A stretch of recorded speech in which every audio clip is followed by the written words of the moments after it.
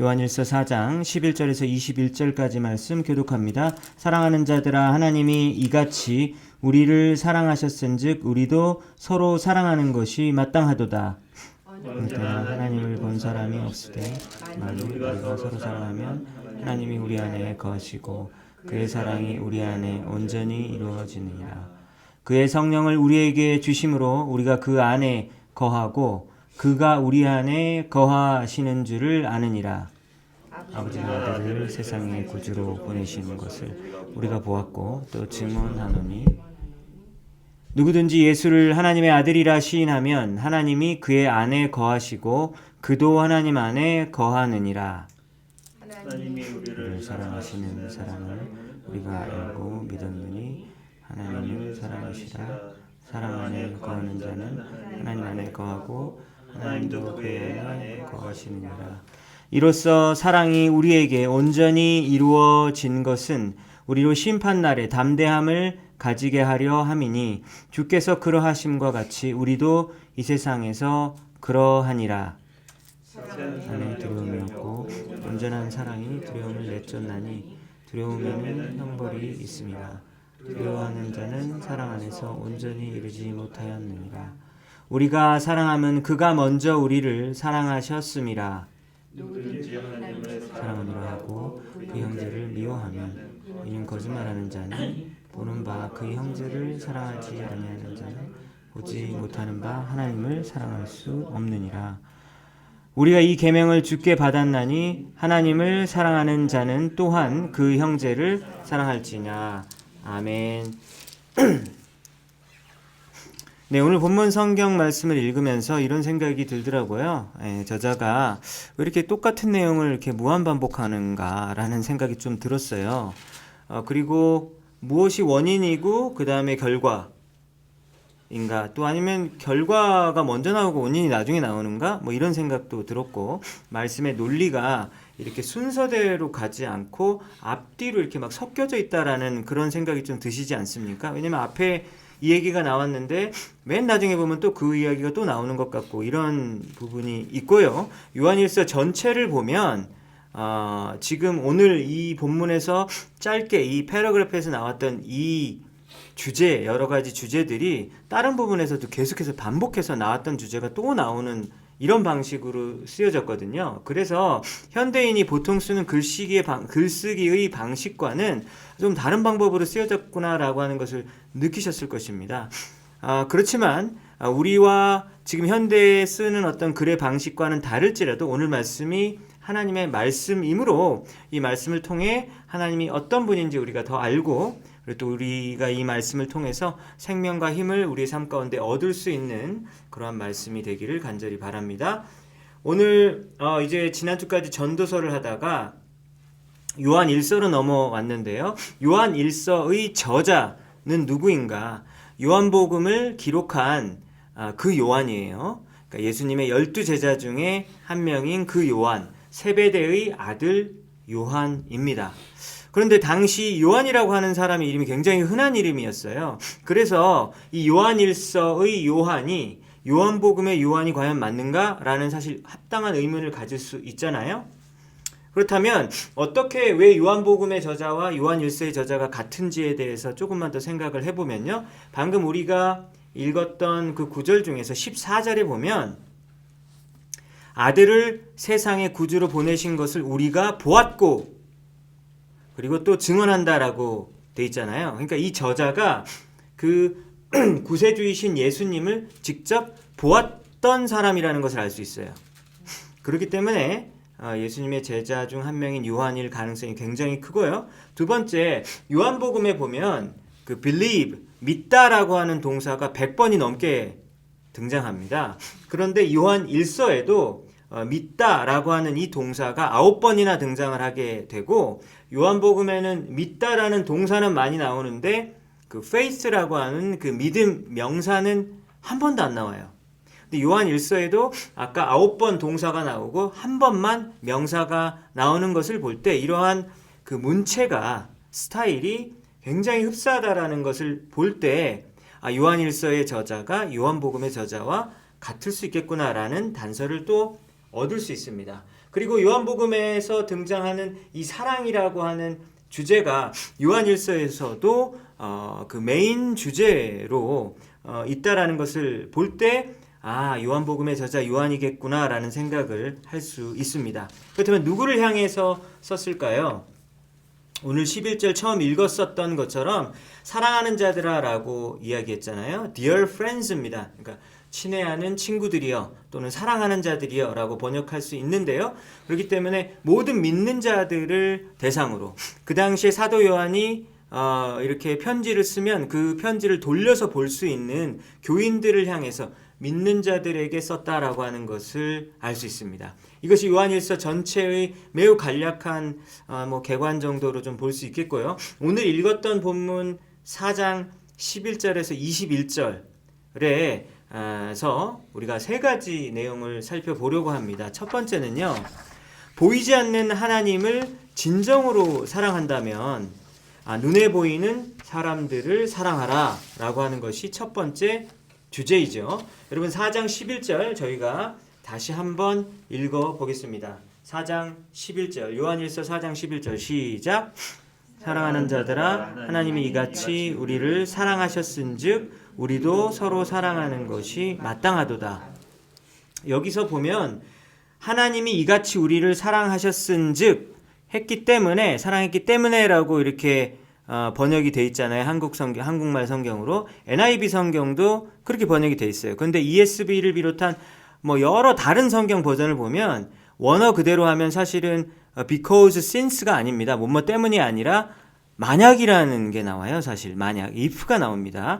그래서 하나님이 정말로 우리를 사랑한다라면 우리는 눈에 보이는 사람들을 마땅히 사랑하는 것이 합당하지 않겠느냐, 이렇게 번역되는 것이 조금 더 직역이라고 할 수 있거든요.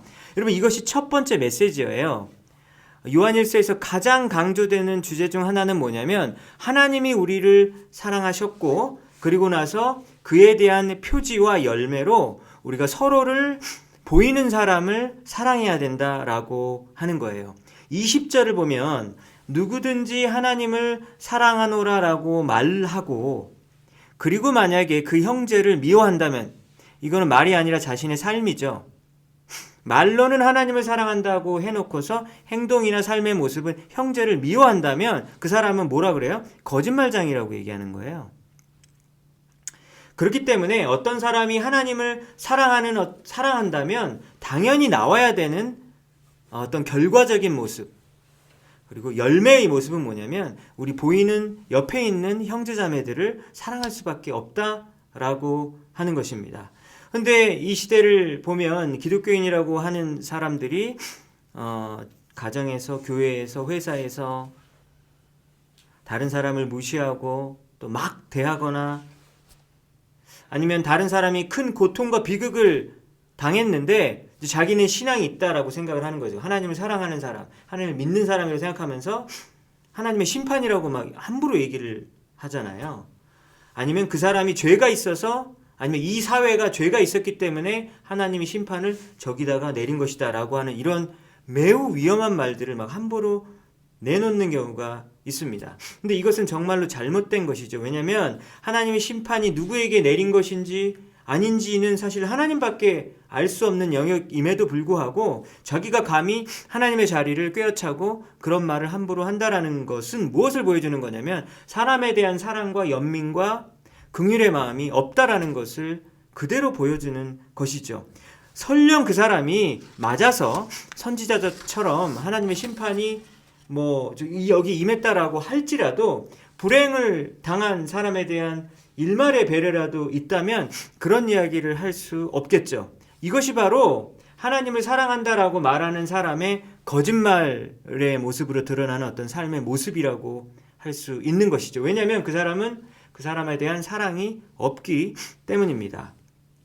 그래서 이 말씀을 적용하면 신앙인은 살다 보면 사람도 우리가 미워할 수도 있는 거지라고 이렇게 보통 사람들은 다 이렇게 생각하잖아요. 그런데 우리 그리스도인들은 그 부분에 대해서 당연히 미워할 수 있는 거지라고 하는 부분에 대해서 한 번 더 생각하고 정말 내가 미워할 수밖에 없는 건가? 이 생각에 대해서 진지하게 고민해야 된다라고 하는 것이죠. 근데 우리가 사람인 이상 그런 마음이 안 생기는 거는 있을 수 없잖아요. 그걸 너무 막 억압하고 그러면 그것도 병납니다.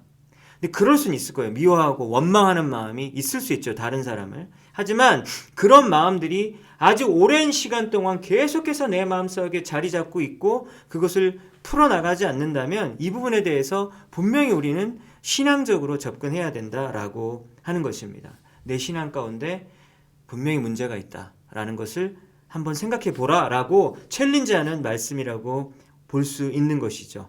사람들끼리 서로 사랑하라라고 너희 형제자매들을 사랑하라라고 오늘 말씀 가운데 나왔는데 그게 쉽진 않으시잖아요. 근데 그 힘이 어디서 나오는가? 19절에 이런 말씀이 있습니다. 19절에 뭐라고 나와 있죠? 우리가 사랑함은 그가 먼저 우리를 사랑하셨습니다.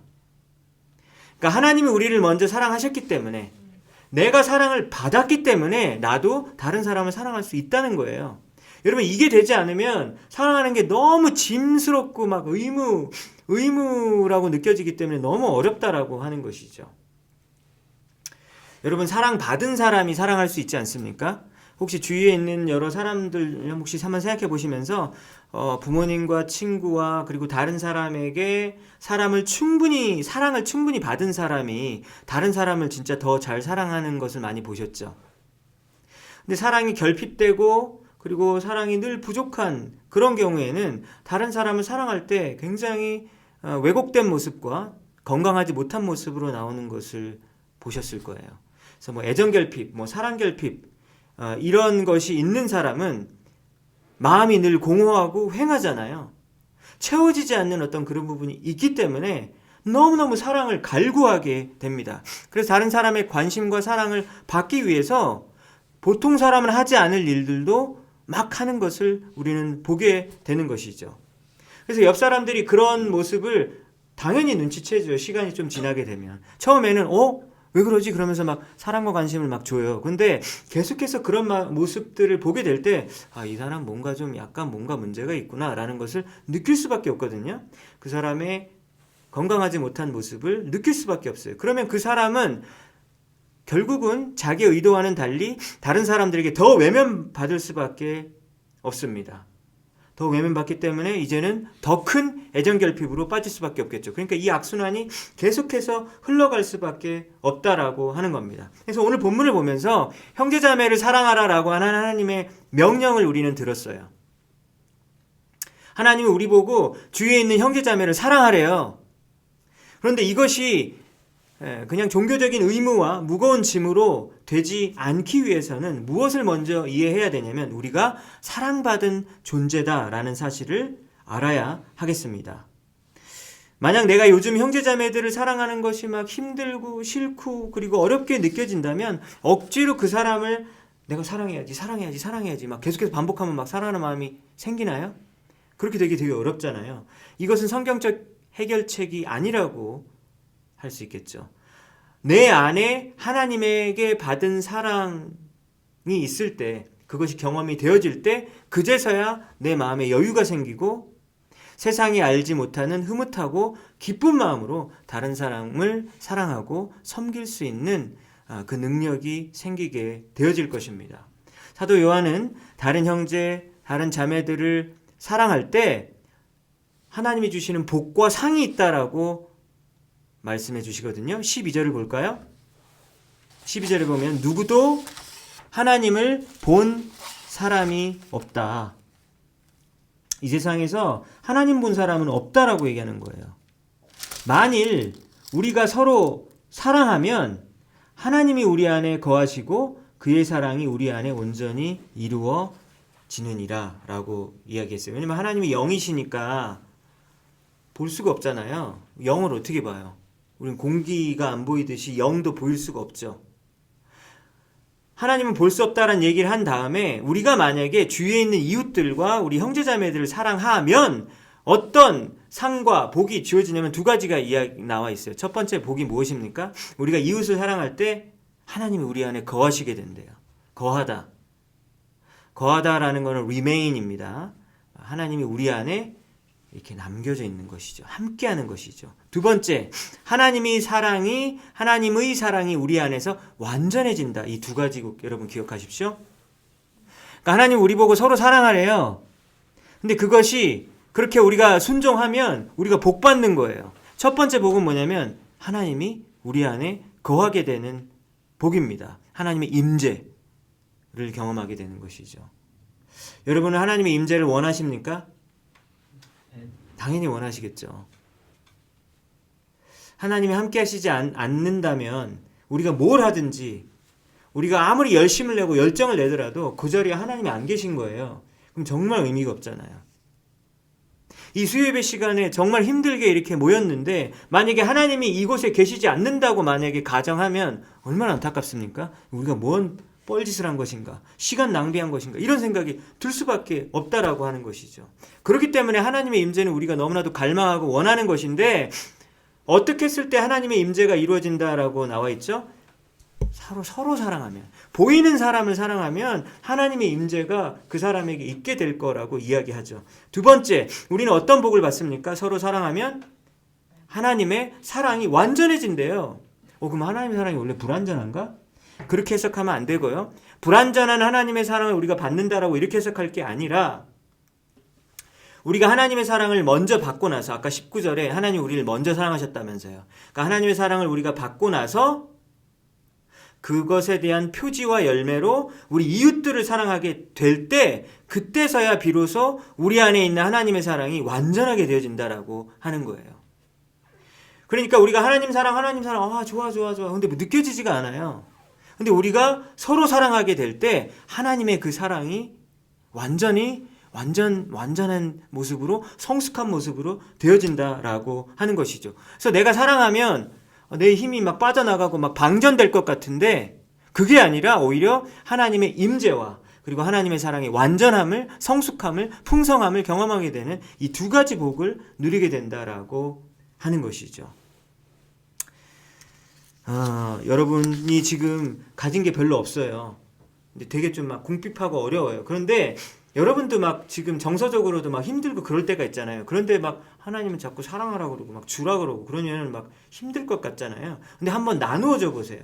그때 어떻습니까? 하나님의 사랑이 오히려 풍성해지는 것을 느끼게 될 때가 있으시잖아요. 자, 여러분 이 말씀은 여기 12절에 나온 이 말씀을 반대로 한번 생각해 보면요. 성도가 서로를 사랑하지 않으면 어떻게 된다는 거예요? 그들 안에 하나님의 임재가 없고 그리고 하나님의 사랑의 완전함과 풍성함도 경험하지 못한다. 오히려 그렇게도 볼 수 있는 거죠. 몇 년 전에 어떤 분이 저에게 와서 이제 말씀을 해줬어요. 목사님 저 한 2달 동안 예배 안 나오겠습니다. 라고 저한테 통보를 하더라고요. 그래서 왜 그러냐고 라고 이렇게 제가 물어봤어요.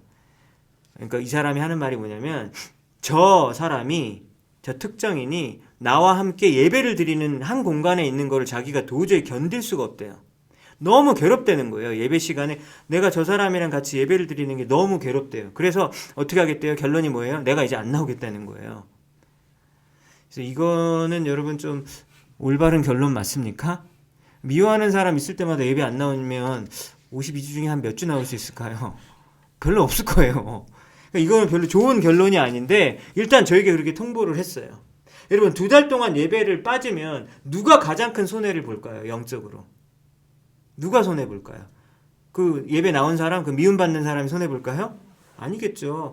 예배 안 나온 사람, 그 사람 자신이 가장 큰 피해를 볼 거예요. 왜? 영적으로 황폐해지고 공고해질 테니까요. 그러면은 여러분 지금 가뜩이나 그 사람 미워가지고 힘들어 죽겠는데 예배까지 드리지 않게 되면 더 만사가 짜증이 나고 그 미운 사람은 더 미워지는 거죠. 그러니까 그럼 더 자신은 불안해지는 것이죠. 뭘 말하냐면요. 여러분 사람들과의 관계가 거기로만 끝나는 게 아니라 하나님과의 관계도 영향을 분명히 미치지 않습니까? 사람 간의 관계가 하나님과의 관계에 절대적으로 영향을 미친다라고 하는 것을 오늘 말씀이 이야기해주고 있는 것입니다. 하나님 사랑과 이웃 사랑은 분리되어질 수 없다라고 하는 것을 오늘 말씀이 이야기해주고 있는 것이에요. 여러분 어떤 사람 보면요. 맨날 다른 사람, 그 사람 때문에 자기가 이 피해를 봤다라는 말을 계속해서 되풀이하는 사람들을 가끔 만나게 돼요. 만나면 늘 타인에 대해서 부정적인 이야기 그리고 흉보는 그런 사람들이 가끔 있어요. 그런데 여러분, 어떻게 내 잘못은 없고 다른 사람 잘못만 있습니까? 여러분, 그런 경우는 거의 없거든요. 거의 99.9% 그런 경우는 없거든요.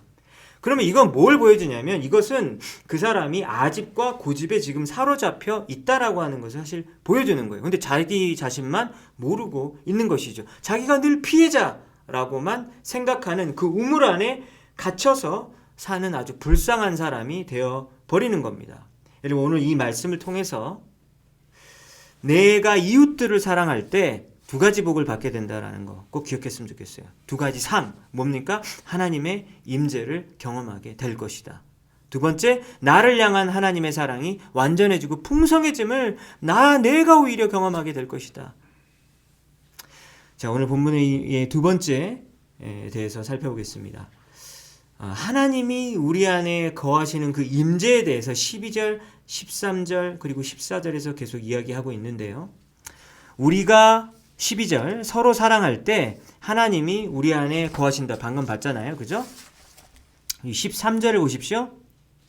13절에 보면은 뭐라고 나와 있습니까? 그의 성령을 우리에게 주심으로 우리가 그 안에 거하고, 그러니까 우리가 그 안에 거한다. 우리가 예수님 안에 거한다. 우리가 하나님 안에 거한다는 얘기가 지금 또 나와요. 12절에도 지금 하나님 안에 거한다는 얘기 나왔고 13절에도 우리가 하나님 안에 거한다라는 이야기가 또 나왔다고 하는 것이죠. 그렇죠? 자, 그리고 15절에 보면 누구든지 예수를 하나님의 아들이라고 시인하면, 여기서 시인은 뭐냐면 여러분 고백이에요. confess. 고백입니다. 누구든지 예수님을 하나님의 아들이라고 고백하면 하나님이 그의 안에 거하시고, 또 나왔어요. 그리고 그도 하나님 안에 거한다. 그래서 15절에 보면 하나님이 내 안에 거하고 나도 하나님 안에 거하고, 이것이 서로 상호적으로 거하게 된다라고 하는 것이죠. 여러분 혹시 수학에서 A가 B의 안에 속하고 그리고 B가 A 안에 속하다 이런 거 혹시 기억나시나요? 그러면은 뭐죠? 이거를 A는 B가 되잖아요. 그 집합에서. 그러니까 A가 B 안에 이렇게 속하게 되고 또 B가 A 안에 속하게 되면 A는 B다, 이 얘기 있어요. 그죠? 집합에서 보면 그런 게 있는데, 내가 하나님에 거하고 하나님이 내 안에 거하게 된다, 이 말이 15절에 등장하게 되는 거예요. 자, 그럼 여기 세 번이나 하나님의 임재에 대해서 지금 이야기하고 있습니다. 하나님이 우리 안에 살고 계시다, 거한다 라고 하는 얘기가 있는데, 이 세 가지 뭐예요? 첫 번째, 우리가 서로 사랑할 때. 두 번째, 성령을 우리에게 주셨으므로. 세 번째, 하나님의 아들이라고, 예수님을 하나님의 아들이라고 고백하면, 이 세 가지가 있을 때 우리는 하나님 안에 거하게 된다 라는 이야기를 해요.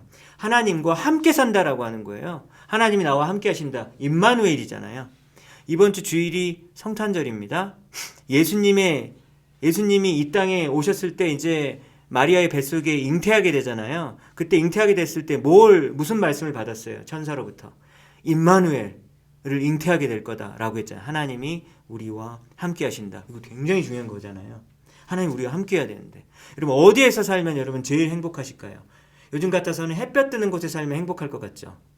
저는 지금 제가 해를 언제 봤는지 기억이 잘 안 나더라고요. 그래서 아무래도 남캘리포니아 쪽으로 가서 살든가 아니면 플로리다로 가서 살아야겠다, 이런 생각을 자꾸 하게 돼가지고 오늘 제가 마이애미 온도를 검색해 봤어요. 오늘 75도예요. 75도. 근데 밤 되면 좀 추워져가지고 71도. 그래가지고 제가 너무 깜짝 놀라가지고 75도? 75도면 반팔 입어도 더 막 땀나는 날씨잖아요. 그래서 이게 도대체 무슨 요지경 속인가, 이런 생각이 들더라고요. 그러면은 우리가 이제 어디서 살면 행복할까 뭐 이런 생각을 해보게 되는데, 그럼 거기 살면 참 행복하겠다, 이런 생각을 하게 돼요. 근데 잘 생각해 보면 여러분 어디에서 사는 것도 중요하겠지만 그것보다 훨씬 더 중요한 거는 누구랑 함께 있는 거가 더 중요하죠. 그죠? 아무리 여러분 마이애미에 있어도요, 나를 싫어하는 사람과 함께 마이애미에 있으면 불행해질걸요? 나를 싫어하는 사람과 함께 아무리 좋은 곳에 있어도 싫죠. 아니면 내가 싫어하는 사람과 함께 어디 있던들 그게 좋겠습니까? 여러분 그래서 시편 84편에서 이런 말씀이 있잖아요. 주의 궁정에서 하루가 다른 곳에서 천날, 그러니까 1000 days예요. 천날보다 나은즉 하나님의 집에 사는 게 더 낫대요. 딴 데 가서 천일을 사는 것보다. 악인의 장막에 거하는 것보다 하나님의 문지기로 있는 것이 좋사오니, 이런 구절이 있잖아요. 여러분 문지기가 뭐예요? 문지키는 사람이잖아요. 그러니까 밤이고 낮이고 경비 서는 거예요. 보초 서는 거예요. 그러니까 얼마나 허드렛 일이고 힘들어요. 가만히 이렇게 쳐다보고 있어야 되니까. 그런데 시편 기자가 뭐라고 얘기합니까? 악인의 장막에서 제일 높은 자리에 있어가지고 대접받는 것보다 내가 하나님 집에서 문지기로 있는 게 더 좋겠다라고 고백해요. 왜요? 하나님의 집에 있으면 하나님과 함께 할 수 있으니까요. 그쵸? 여러분, 나랑 정말로 같이 있으면 정말 친한 친구랑 라면 먹는 게 좀 불편한 사람이랑 회 먹는 것보다 낫잖아요. 그쵸? 그냥 아무리 음식이 안 좋아도 나랑 함께 정말 좋은 사람과 함께 있는 것이 좋듯이, 그런 의미에서 하나님이 우리와 함께 거하는 것은 너무나도 중요한 의미입니다. 그렇게 되기 위해서 세 가지 조건을 오늘 본문이 이야기하고 있어요. 우리가 다른 사람, 형제자매들을 서로 사랑하고, 두 번째, 성령님이 우리 안에 계시고, 그리고 예수님을 하나님의 아들로 고백하는 것이죠. 여러분 그런데 잘 생각해보면 고린도전서에 뭐라고 나와 있어요? 예수님을 하나님의 아들이라고 고백할 수 있는 것은 딱 한 가지 방법밖에 없죠. 성령님을 통해서만 하나님의 아들로 고백할 수 있다고 고린도전서에 나와 있잖아요. 그러니까 이 두 번째와 세 번째가 서로 연결되어 있다라고 하는 것을 우리는 알 수 있습니다. 여러분 서로 사랑하시고, 또 성령님이 우리 안에 계신다라는 사실을 깨달으시고, 그리고 예수님을 하나님의 아들로 고백하심으로 그 하나님의 임재, 하나님의 거하심을 경험하신 여러분들 되시기 바랍니다. 그리고 우리 교회가 이러한 교회가 되기를 바랍니다. 마지막으로 담대함에 대한 이야기예요. 용기, 담대함에 대한 이야기입니다. 18절을 보니까 사랑 안에 두려움이 없대요. 그래서 이 구절을 보고 사랑의 반대말이 뭐냐라고 물어보면 어떤 사람은 미움이라고도 얘기하고, 사랑의 반대말이 뭐야? 그럼 어떤 사람은 무관심이라고도 얘기하잖아요. 근데 여기 오늘 본문을 보면 사랑의 반대말은 두려움일 수도 있겠다라는 생각을 해봐요. 사랑 안에 두려움이 없고 온전한 사랑, 온전한 사랑이라는 주제가 지금 또 나오잖아요. 그쵸? 왜냐면 아까 우리가 다른 사람을 사랑할 때 하나님의 사랑이 온전해진다 그랬는데 perfect love, 온전한 사랑이 지금 또 나옵니다. 온전한 사랑이 두려움을 쫓아낸대요. 두려움을 쫓아낼 수 있는 방법은 온전한 사랑이라는 것이죠. 그래서 왜냐하면 두려움에는 형벌이 있다. 두려워하는 자는 사랑 안에서 온전히 이루지 못하였느니라 라고 했어요. 여러분 여기서 형벌은 punishment인데, 이 형벌이라는 이 그리스어가 신약성경에서 여기 요한 1서에서 한 번 나오고요, 마태복음 25장에서 딱 한 번 더 나옵니다. 악인은 영원한 형벌을 받을 것이고 의인은 eternal life, 영생을 얻는다. 그때 punishment가 여기 마태복음 25장의 이 단어예요. 그렇다면 이 요한 1서에서 이 형벌은 영원한 지옥 형벌, 하나님이 없는 곳이 지옥이잖아요. 여러분 그렇지 않습니까? 그런 형벌을 의미하는데요. 우리가 두려움이 있다면 두려움 안에는 어떤 처벌받는 어떤 그런 것이 반드시 함께 간다라고 하는 것이죠. 여러분 두려움이 없는 사람은 없죠. 미래에 대한 두려움 다 있지 않으십니까? 미래에 대한 두려움. 건강을 잃을 것 같은 것에 대한 두려움, 불안함. 그리고 내가 지금 가지고 있는 소중한 것들, 소중한 사람들을 잃을 것 같은 두려움 다 있으시잖아요. 그죠? 근데 이 두려움을 막 없애고 싶은데 어떻게 해야지 없앨 수 있을까요? 여러 가지 막 인간적인 방법들을 동원할 수 있겠지만 오늘 본문을 보니까 두려움을 쫓아내는 그것이 뭐라고 얘기해요? 온전한 사랑이래요. 여러분 온전한 사랑은 하나님의 우리를 향한 사랑이잖아요. 그래서 하나님께서 우리를 온전하게 사랑한다라는 그것을 확신할 때에만 우리는 두려움을, 불안함을 물리칠 수 있다라는 사실을 우리가 다시 한번 생각해 보았으면 좋겠습니다. 그런데 여러분 집에 오늘 돌아가 보세요. 수요예배 드리고 집에 딱 돌아가시면, 일상으로 돌아가시면 어때요? 문제 해결돼 있어요? 안 돼 있어요? 그대로 있어요. 그 문제는 그대로 있어요. 수요예배를 드려도. 우리의 환경과 그 다음에 우리에게 불안과 두려움을 일으키는 요인이 그대로 있음에도 불구하고 우리 안에 두려움을 없애고 우리 안에 하나님의 평안이 거할 수 있는 이유가 있다면 하나님이 나를 지키시고 보호하실 것에 대한 그 완전한 사랑에 대한 믿음, 여러분 그것밖에 없습니다. 여러분 그것이 바로 진정한 믿음이죠. 다 해결되면 그 다음에 내가 믿음 가질게요. 그런 건 진정한 믿음이 아니죠. 환경에 상관없이 여전히 주님을 신뢰하고 그 하나님의 사랑이 나에게 떠나지 않을 것이다 라는 것을 확신하는 그 믿음이 진정한 믿음일 것입니다. 여러분 오늘 말씀 너희 이웃을 사랑하라, 그리고 하나님의 임재, 그리고 온전한 하나님의 사랑을 신뢰함으로 두려움을 쫓아내는 이 세 가지에 대한 하나님의 말씀 기억하시고 승리하시는 여러분들 모두가 되시기를 주님의 이름으로 축원합니다.